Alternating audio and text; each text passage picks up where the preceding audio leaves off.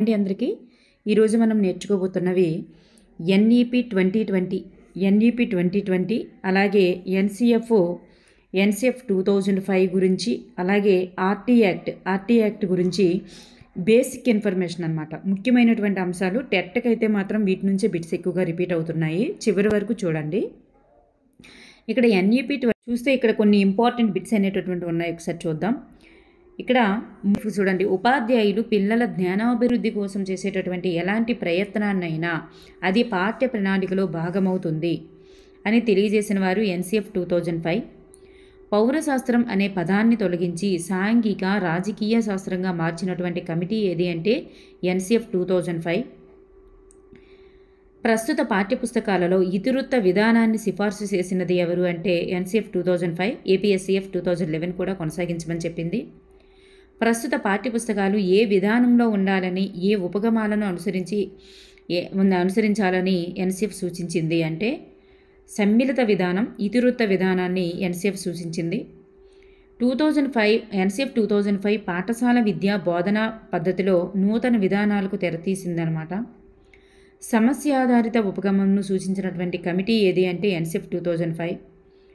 ప్రజాస్వామ్య విలువలను, మానవతా విలువలను విద్యార్థుల్లో పెంపొందిస్తూ వారిని ఒక బాధ్యతాయుతమైన పౌరులుగా తీర్చిదిద్దేందుకు వీలు కల్పించేటటువంటి పాఠ్య ప్రణాళిక తరగతి గదిలో ఉండాలి అని సూచించినది. అంటే సమస్యాధారిత బోధనను సమర్థించిన వారు ఎవరు అంటే ఎన్సిఎఫ్ 2005. మరి పాఠ్యపుస్తకం విద్యార్థుల్లో ఆలోచనలు రేకెత్తించాలి, అన్వేషణకు అవకాశం ఇవ్వాలి, విశ్లేషణ ధోరణి పెంపొందించే విధంగా ఉండాలి, విద్యార్థి యొక్క స్వీయ మూల్యాంకనానికి అవకాశం ఇవ్వాలని తెలియజేసింది ఎన్ఈపి 2020 మరియు ఆర్టీ యాక్ట్ 2009. ఈ రెండు కూడా. నెక్స్ట్ వన్, భాష అంటే కేవలం భావ వినిమయ సాధనం మాత్రమే కాదు, సంస్కృతి సాంప్రదాయాలకు ఆచార వ్యవహారాలకు కాపాడేటటువంటి సాధనం అని చెప్పినది ఏపీఎస్సిఎఫ్ 2011. ఆంధ్రప్రదేశ్ విద్యా ప్రణాళిక పరిధి చట్టం అంటారు దాన్ని ఫుల్ మీనింగ్లో. భాష అనేది కేవలం భాష వినిమయ సాధనం మాత్రమే కాదు, సంస్కృతి సాంప్రదాయాలకు ఆచార వ్యవహారాలకు కాపాడే సాధనం అని చెప్తుంది. పిల్లల పరిసరాల్లో కళలు, ఉత్పత్తి అంశాలు భాషా బోధనకు ఆధారం కావాలి అని చెప్పేది కూడా ఏపీఎస్సిఎఫ్ 2011.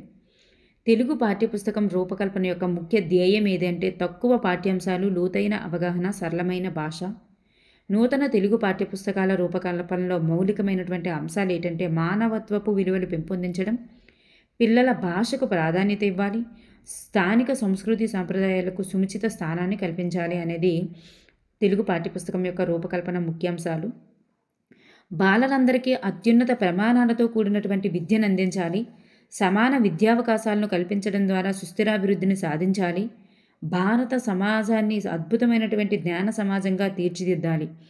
చూడండి, బాలలందరికీ అత్యున్నత ప్రమాణాలతో కూడిన విద్యను అందించాలి, సమాన విద్యావకాశాలు కల్పించాలి, భారత సమాజాన్ని అద్భుతమైనటువంటి జ్ఞాన సమాజంగా తీర్చిదిద్దాలని చెప్పినది ఎన్ఈపి 2020 ఆర్టీ యాక్ట్ 2009.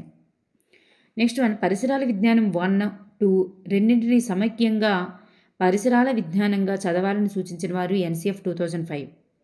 కలిపి చదవాలంటుంది. అందుకే మనకి ఇప్పుడు ప్రస్తుతం కొనసాగుతున్నటువంటి విద్యా విధానం ఎన్సిఎఫ్ 2005 సూచించింది. మరి గతంలో పరిసరాల విజ్ఞానం 1, 2 వేరువేరుగా బోధించారు. అది బోధించాలని చెప్పింది ఈశ్వరరావు పటేల్ కమిటీ అనమాట.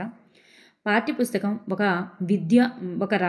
ఒక రాష్ట్ర విద్యా కార్యక్రమంలో నిర్దేశించబడినటువంటి విషయ ప్రణాళికను ఆచరణకు తీసుకురావడానికి ఉపయోగించే ఒక పరికరం అని తెలియజేసిన వారు ఎన్సిఆర్టీ. స్థానిక పరిసరాల నుండి ప్రపంచం వరకు అర్థం చేసుకునే విధంగా విద్యా ప్రణాళిక ఉండాలి అని సూచించిన వారు ఎన్సిఎఫ్ 2005.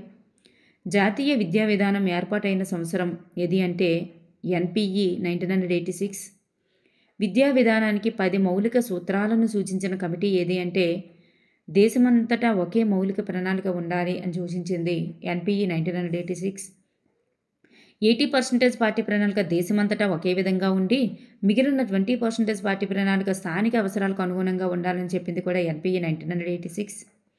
పరిసరాల విజ్ఞానంను సమన్వయపరుస్తూ పాఠ్య ప్రణాళికను మార్పు చేయాల్సిందిగా మొట్టమొదటిగా సూచించింది కూడా ఎన్సిఆర్టీ 2001.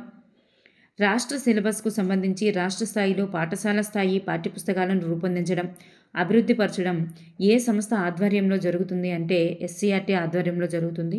రాష్ట్ర స్థాయి రాష్ట్ర సిలబస్ అని అంటే చాలు ఎస్సీఆర్టీ. 2020-21 విద్యా సంవత్సరం నుంచి విద్యా ప్రణాళికలో సమూలమైనటువంటి మార్పులు రావడం జరిగింది.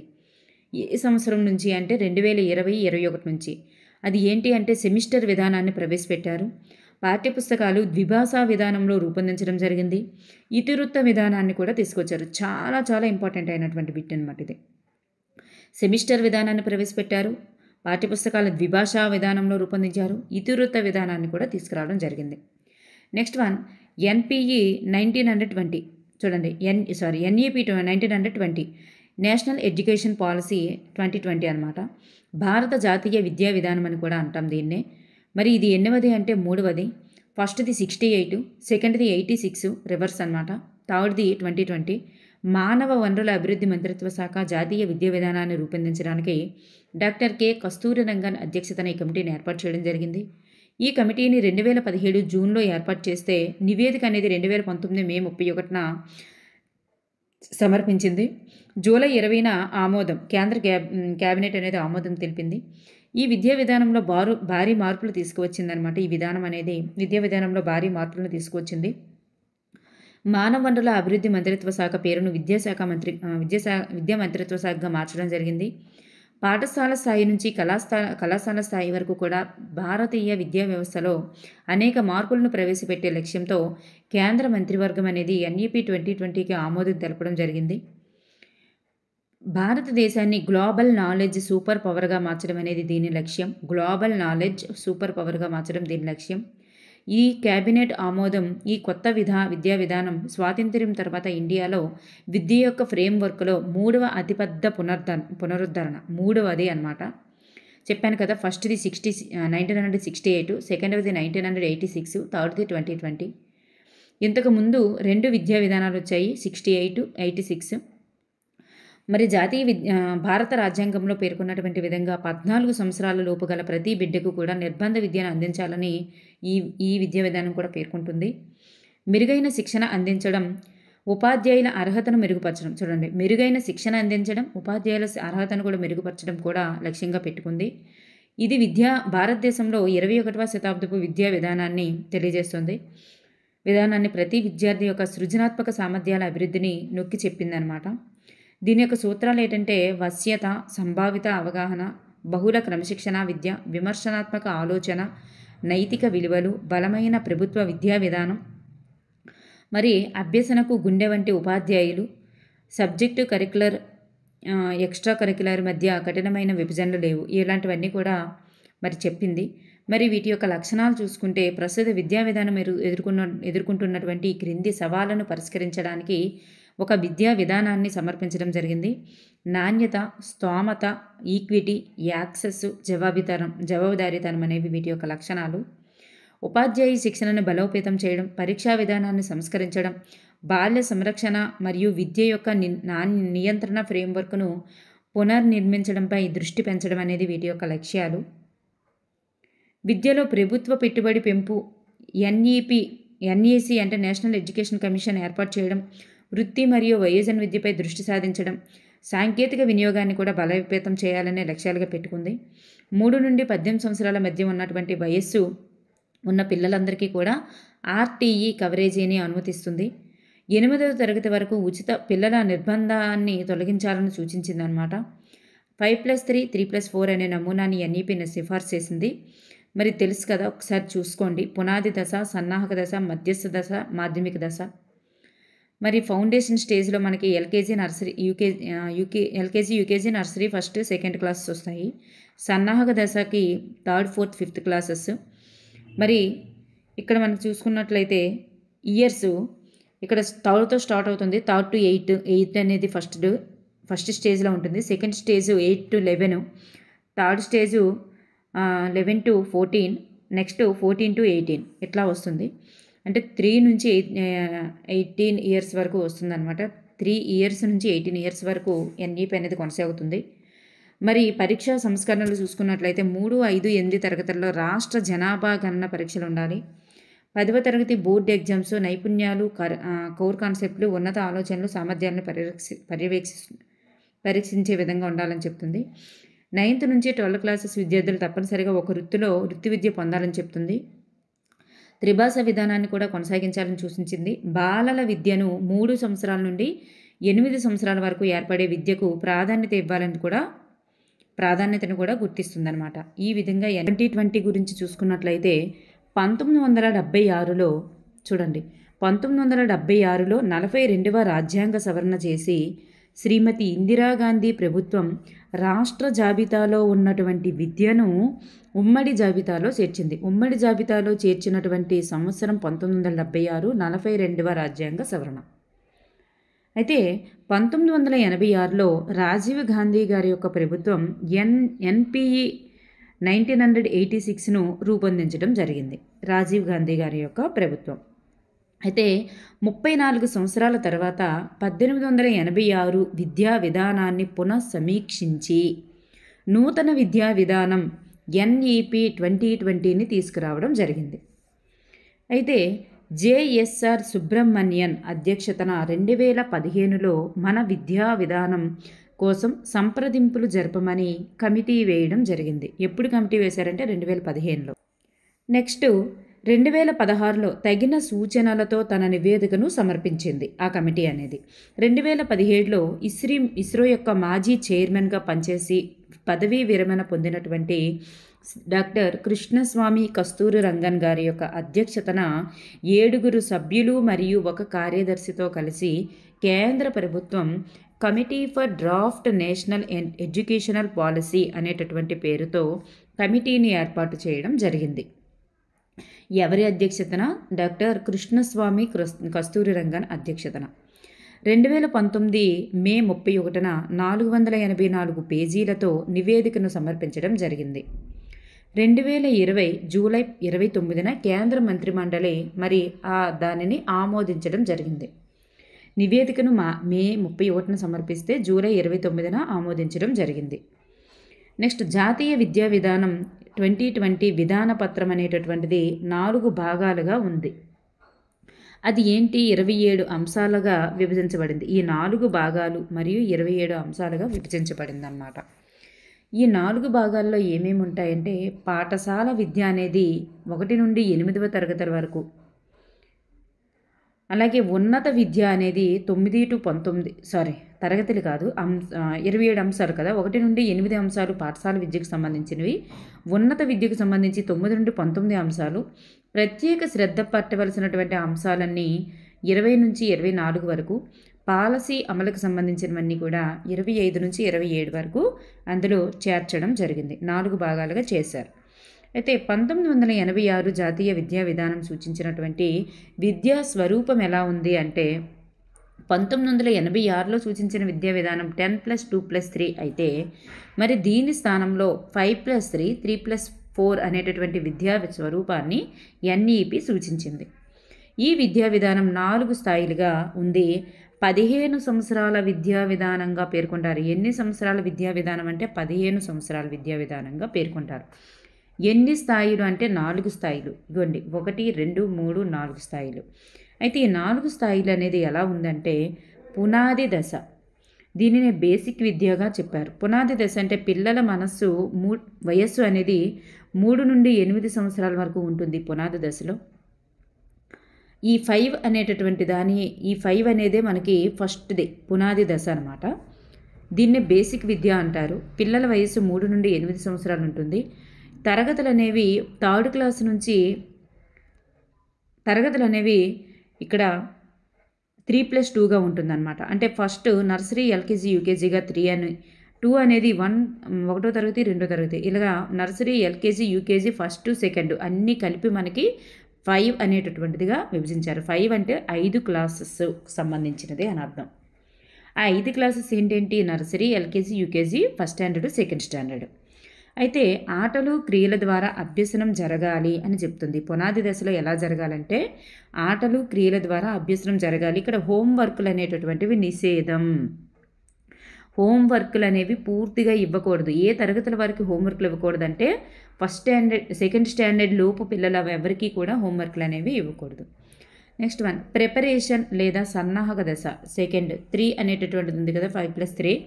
ఈ సెకండ్ 3 అనేది ప్రిపరేషన్ లేదా సన్నాహక దశ.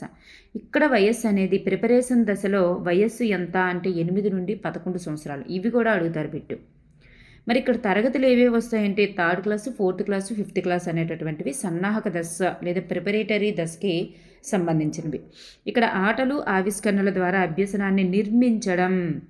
ఫస్ట్ది ఆటలు క్రియల ద్వారా అభ్యసనం జరగాలి, ఇక్కడ అభ్యసనాన్ని నిర్మించడం, ఆవిష్కరణలు అనేటటువంటిది కూడా వస్తుంది ఇక్కడ. నెక్స్ట్ వన్ 3 మధ్య దశ. నెక్స్ట్ది 3వది మధ్య దశ. ఆ మధ్య దశ అనేది 11 నుండి 14 సంవత్సరాల వయసు వారికి అనమాట. 11 నుండి 14 సంవత్సరాల వయసు వారికి 6th, 7th, 8th క్లాసెస్ అనేటటువంటివి ఇక్కడ వస్తాయి. 6th, 7th, 8th క్లాసెస్ అనేవి విషయాలలోని భావనలు అభ్యసించే విధంగా అభ్యసనం చేయాలని చెప్తుంది. విషయాలలోని భావనలు అభ్యసించే విధంగా అభ్యసించాలని చెప్తుంది అనమాట ఈ దశ. నెక్స్ట్ వన్ సెకండరీ దశ. 4th last and final secondary దశ. ఇక్కడ వయస్సు పిల్లలు ఎలా ఉంటుందంటే 14 నుండి 18 సంవత్సరాల వరకు ఉంటుంది. సో టోటల్గా మనకి 3 years నుండి 18 సంవత్సరాల వరకు మనకి ఈ ఎన్ఈపి అనేటటువంటిది నిర్ణయించడం జరిగింది. 3వ సంవత్సరం నుండి 18వ సంవత్సరం వరకు కూడా మనకి ఇక్కడ ఎడ్యుకేషన్ అంతా కూడా 3వ సంవత్సరం నుంచి 18వ సంవత్సరంతో ముగుస్తుంది అనమాట. 3వ సంవత్సరంతో స్టార్ట్ అయ్యి 18వ సంవత్సరంతో ముగుస్తున్నట్లుగా ఎన్ఈపి అనేటటువంటిది ఉంటుందన్నమాట. అయితే ఈ సెకండరీ స్టేజ్లో పిల్లల వయస్సు 14 నుండి 18.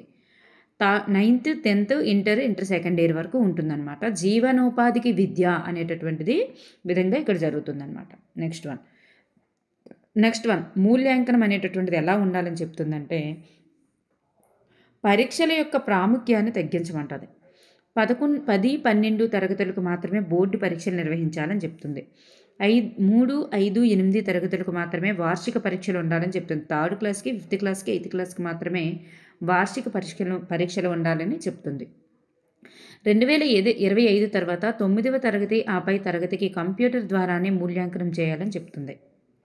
నెక్స్ట్ వన్ NCFTE 2009ను పునఃసమీక్షించి NCFTE 2021ను రూపొందించాలని చెప్తుంది. NCFTE 2021ను రూపొందించాలని చెప్తుంది. కేంద్ర రాష్ట్ర ప్రభుత్వాలు 2:1 నిష్పత్తిలో విద్యా వ్యయాన్ని కూడా చేయాలని చెప్తుందన్నమాట.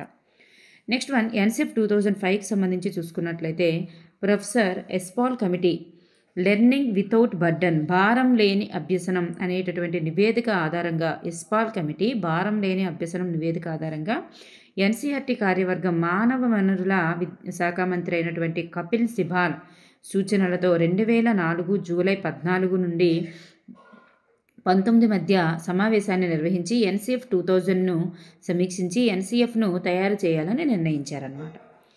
అయితే UGC మాజీ చైర్మన్ అయినటువంటి ప్రొఫెసర్ ఎస్పాల్ గారి యొక్క జాతీయ సారథ్య సంఘం ఏర్పడింది.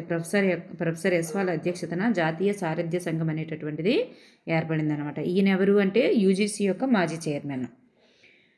అయితే ఇక్కడ చూస్తే చైర్మన్తో కలిపి 34 మంది సభ్యులు. ఇక్కడ ఒక చైర్మన్ ఉంటారు, 34 మంది సభ్యులు ఉంటారు. సో టోటల్గా 35 మంది అనమాట. ఇక్కడ మన ఏపీ నుంచి ప్రొఫెసర్ శాంతా సిన్హా గారు ఇందులోకి ఈ సభ్యుల్లోనికి ఎంపిక అవ్వడం జరిగింది. మే 2, 2005న ఈ కమిటీ తన నివేదికను మానవ వనరుల శాఖకు సమర్పించింది. ఇప్పుడు మే 2న సమర్పించింది. అయితే క్యాబ్ దీనిని సెప్టెంబర్ ఎవరు ఆమోదించారు అంటే క్యాబ్ అనేటటువంటిది ఆమోదించింది. దీనిని సెప్టెంబర్ 2005లో ఆమోదించడం జరిగింది. ఈ విధంగా NCF 2005 అనేటటువంటిది ఏర్పడింది. విశ్వకవి రవీంద్రనాథ్ ఠాగూర్ రచించినటువంటి సివిలైజేషన్ అండ్ ప్రాసెస్ అనేటటువంటి రచనలోని సివిలైజేషన్ అండ్ ప్రోగ్రెస్ అనేటటువంటి రచనలోని సృజనాత్మకత ఆనందం బాల్యానికి కీలకమైనవి అనేటటువంటి వాక్యాలతో NCF 2005 అనేటటువంటిది ప్రారంభించబడింది.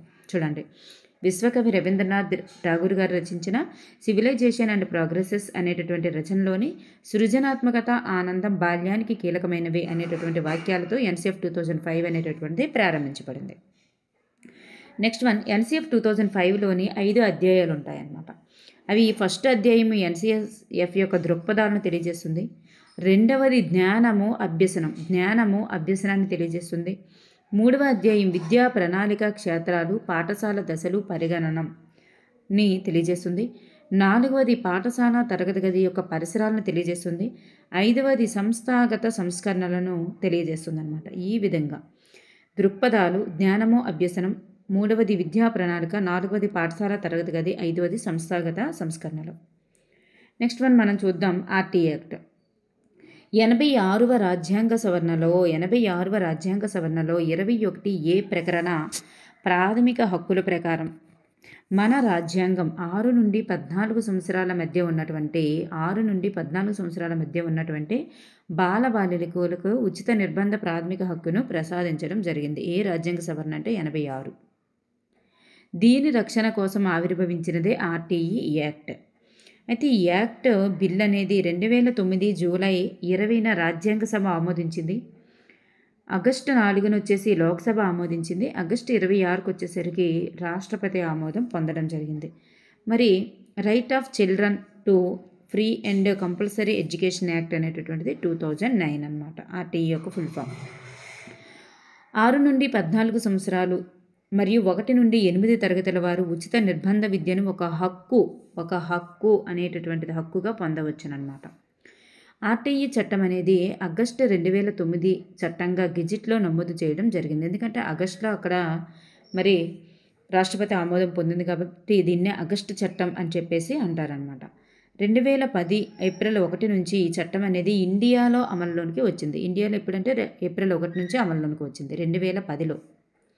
జమ్మూ కాశ్మీర్ మినహా ఇండియా అంతటా ఇది వర్తిస్తుంది. దీని పర్యవేక్షణ బాధ్యతను మన రాష్ట్రంలో RVM అనేటటువంటిది, రాజీవ్ విద్యా మిషన్ అనేటటువంటిది చూసుకుంటుంది అన్నమాట. ఈ చట్టాన్ని పరిరక్షించేది ఎవరు అంటే జాతీయ సలహా మండలి, రాష్ట్ర సలహా మండలి. ఆర్టీఈ 2009లోని అంశాలు భారత రాజ్యాంగంలోని ఆర్టికల్ 20, 30 నియమాలకు లోబడి ఉంటాయి. విద్యా హక్కు అనేది అందుబాటు, నమోదు, నాణ్యత, సమానత్వాలకు సంబంధించినది. విద్యా హక్కు అనేది అందుబాటు, నమోదు, నాణ్యత, సమానత్వాలకు సంబంధించినది అన్నమాట. అయితే ఈ చట్టం అమలుకు కేంద్ర రాష్ట్ర ప్రభుత్వాల యొక్క వాటా అనేటటువంటిది 50-50 లేదా 1:1గా ఉంటుంది. కానీ ఈశాన్య రాష్ట్రాలు మినహా అన్ని రాష్ట్రాల్లో కూడా 60:4గా ఉంటుంది అన్నమాట. ఈశాన్య రాష్ట్రాల్లో 90:10గా ఇది అమలు జరుగుతుందన్నమాట. కేంద్ర రాష్ట్రాల వాదకి ఎలా సిఫార్సు చేసిందంటే 50-50గా సిఫార్సు చేసింది. కానీ ఎలా జరుగుతుంది అంటే 60:40గా జరుగుతుంది, 3:2గా. మరి ఈశాన్య రాష్ట్రాలకు వచ్చేసరికి సెంట్రల్ గవర్నమెంట్ ఎక్కువగా పెట్టుకుంటుంది, స్టేట్ గవర్నమెంట్ 10% పెట్టుకుంటుంది అన్నమాట. ఈ చట్టంలో 7 అధ్యాయాలు, ఒక అనుబంధము, 38 సెక్షన్లు అనేటటువంటివి ఉన్నాయి. 7 అధ్యాయాలు, ఒక అనుబంధం, 38 సెక్షన్లు అనేటటువంటివి ఉన్నాయి. ఇక్కడ చూస్తే అధ్యాయాలు చూస్తే చట్టంలోని పదాలు, అర్థాలు అనే వాటి కోసం సెక్షన్ 1 and 2 తెలియజేస్తుంది.